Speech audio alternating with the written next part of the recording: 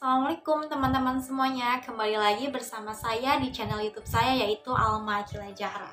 Pada kesempatan kali ini, saya Alma Akila Zahra akan menganalisa terkait produk dari Shopee Letter.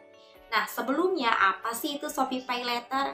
Jadi, Shopee Letter ini adalah metode transaksi atau metode pembayaran yang terdapat pada marketplace Shopee itu sendiri, teman-teman.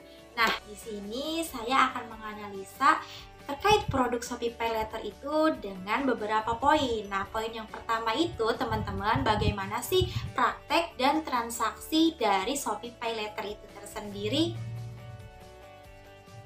Jadi, teman-teman, Shopee Letter itu adalah metode pembayaran dengan dilakukan secara cicilan ataupun angsuran, ataupun kita beli barangnya sekarang tapi dilunasinya itu nanti gitu teman-teman, di akhir waktu.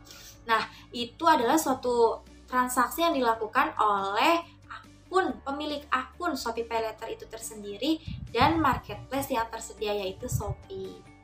Jika yang diberi pinjaman melewati batas ataupun ketetapan waktu yang telah ditetapkan, maka si peminjam itu akan dikenakan denda sebesar 5% dari harga pokok penjualannya, teman-teman. Jadi adanya tambahan dari harga pokok itu sendiri. Nah, itu bisa dikatakan riba, yaitu riba dalam utang piutang. Selanjutnya, poin yang kedua dalam menganalisa dari produk Shopee Letter ini tersendiri, yaitu bagaimana sih kesesuaian syariat Islamnya gitu ya. Jadi seperti yang kita udah bahas tadi, bahwasannya Shopee Letter ini adalah metode pembayaran dengan cicilan ataupun bayar nanti gitu, beli sekarang bayar nanti. Akan tetapi jika kita tidak membayarnya dengan tepat waktu, maka kita akan mendapatkan denda sebesar 5%. Dan denda 5%-nya itu adalah riba, teman-teman. Dan itu tidak dibolehkan, itu tidak diperbolehkan dalam Al-Quran dan Sunnah gitu.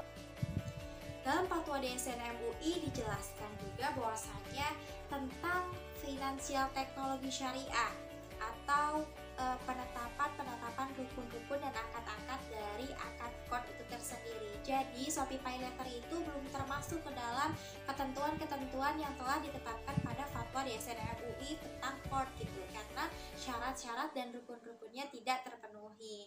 Ditambah lagi pada metode pembayaran Shopee Letter itu adanya tambahan tadi seperti yang saya jelaskan, dimana ketika kita telat dalam melaksanakan pembayarannya dalam jangka waktu yang sudah ditetapkan, maka kita akan mendapatkan denda sebesar 5%. Dan denda 5%-nya itu adalah riba, teman-teman semua.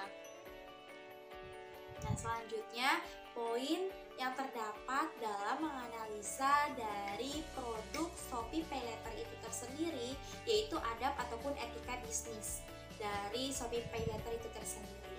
Nah, pada Shopee Letter ini dapat dilihat bahwasannya adanya etika konsumtif gitu ya dari pemakai Shopee Letter, di mana ia harus memenuhi gitu ya kriteria-kriteria dari produk yang ia beli, seperti halalan thayyibah, terus kesesuaiannya, kemanfaatannya, dan kebutuhannya sesuai apa enggak gitu sama yang kita butuhin gitu. Jadi terkiranya dia bakalan membazir atau enggak dalam membeli produk itu tersendiri. Nah, selanjutnya akad fikih apa sih yang terdapat pada transaksi Shopee Letter ini? Nah, yang tadi udah aku sebut-sebut sebelumnya yaitu akad kod, teman-teman. Nah, dimana kita kan tahu ya bahwasanya akad kod itu adalah suatu akad utang piutang gitu, dimana ketika kita membeli barang akan tetapi pembayarannya itu dengan cara dicicil ataupun diangsur. Nah, jadi akad fikihnya itu yaitu akad kod, teman-teman. Nah, selanjutnya terdapat makosid syariah nggak sih dalam Shopee Letter gitu ya.